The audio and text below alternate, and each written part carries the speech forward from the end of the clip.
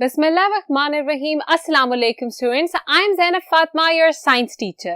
उम्मीद है आप सब खैरियत से होंगे। So we were doing chapter number 4 which is about electrical circuits। हमने इसकी टेक्स्ट बुक एक्सरसाइज का क्वेश्चन नंबर 1, क्वेश्चन नंबर 2 और क्वेश्चन नंबर 3 सॉल्व कर लिया है।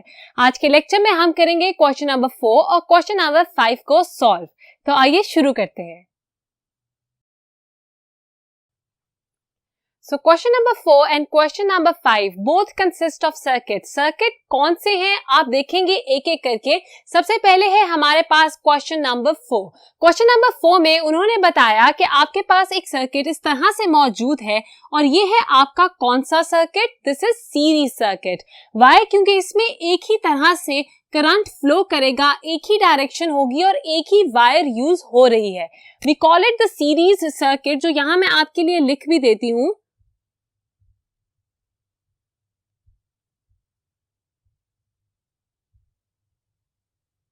उन्होंने एक और बात मेंशन की क्वेश्चन में कि इसके अंदर करंट है 0.4 एम्पेयर का, तो ये भी मैं यहां लिख देती हूं 0.4 एम्पेयर। अगर यहां पे 0.4 एम्पेयर का करंट है तो हमारे पास ए बी सी 3 और सर्किट्स हैं और हमने ये डिसाइड करना है कि कौन से सर्किट में करंट जो है वो चेंज होगा, ज्यादा होगा या कम होगा। आइए देखते हैं कि ऑप्शन ए में हमारे पास जो सर्किट है उसके क्या कंपोनेंट्स हैं।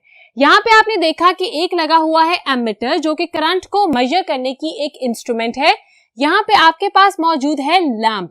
आपने देखा कि यहाँ पे भी 0.4 एम्पेयर करंट था, यहाँ पे भी 0.4 एम्पेयर करंट है। यहाँ एमीटर के साथ 2 लैंप्स लगे हुए हैं। तो क्या 2 लैंप्स लगाने से हमारे सर्किट का करंट कम हो जाएगा?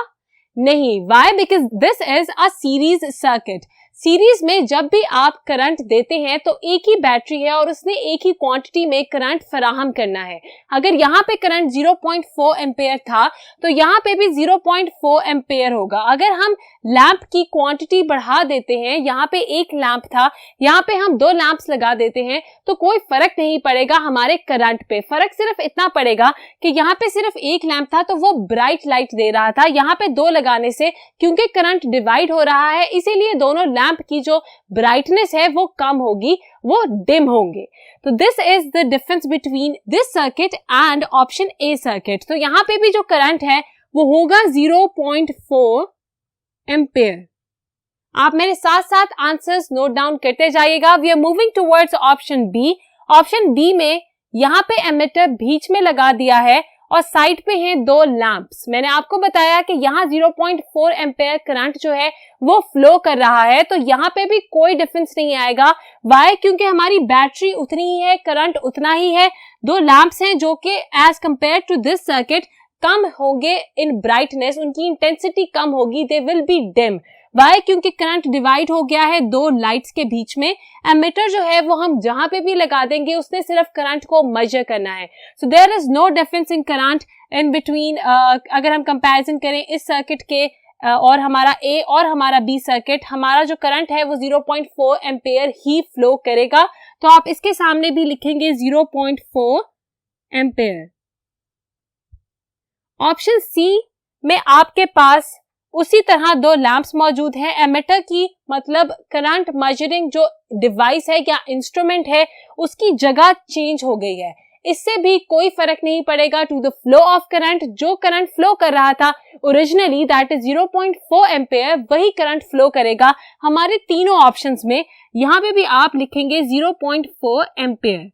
तो आपको पता चला कि जब तक हम बैटरी को रिप्लेस नहीं करते या फिर कोई बैटरी हम माइनस नहीं करते, ऐड नहीं करते, तब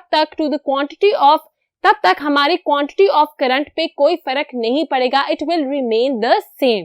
तो मैंने यहाँ ऑप्शंस ए बी सी के सामने 0.4 एम्पेयर एज एन आंसर लिख दिया है और मुझे उम्मीद है कि आपने मेरे साथ साथ अपनी टेक्स्ट बुक पर ये आंसर्स नोट डाउन कर लिए होंगे।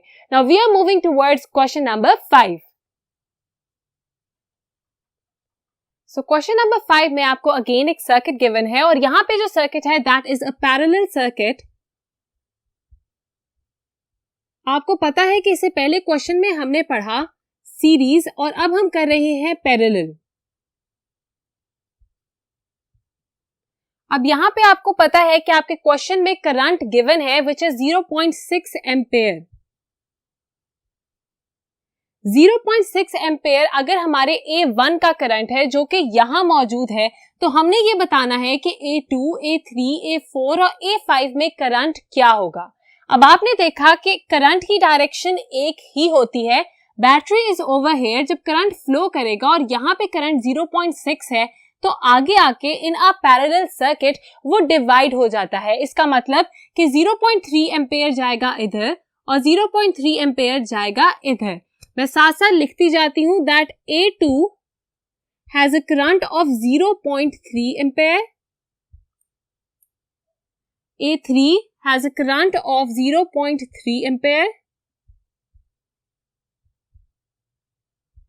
अब यहां तक का कॉन्सेप्ट आपको समझ आ गया कि यहां से करंट आ रहा था 0.6 एम्पेयर और क्योंकि ये एक पैरेलल सर्किट है इसीलिए यहां पहुंच के वो करंट डिवाइड हो जाएगा, आधा जाएगा इधर और आधा चला जाएगा इस वायर में।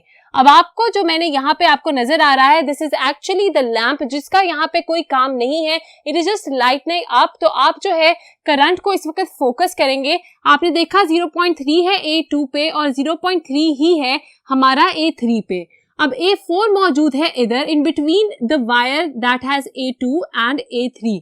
अब जो A4 है आपने देखा कि करंट की डायरेक्शन क्या थी, करंट यहां से नीचे आएगा, इस तरह फ्लो करेगा और फिर ऊपर की तरफ यहां चला जाएगा। करंट की डायरेक्शन चेंज नहीं होगी, इसीलिए जब यहां 0.3 एम्पेयर करंट फ्लो करेगा तो A4 में भी 0.3 एम्पेयर करंट जो है वो ट्रैवल होगा। अब गौर से सुनिएगा, आपने देखा कि इस वायर से 0.3 एम्पेयर करंट ऊपर जा रहा है और इस वायर से भी 0.3 एम्पेयर करंट ऊपर जा रहा है। 0.3 प्लस 0.3 will make 0.6 again।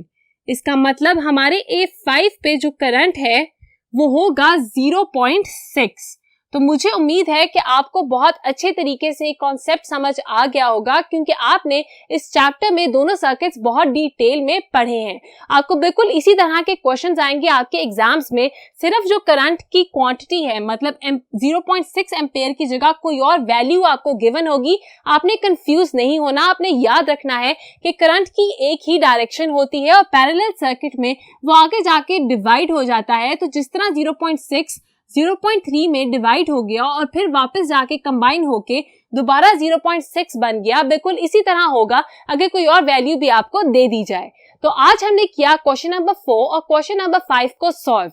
मिलते हैं नेक्स्ट लेक्चर में, तब तक के लिए अपना बहुत ख्याल रखिएगा। खुदा हाफिज।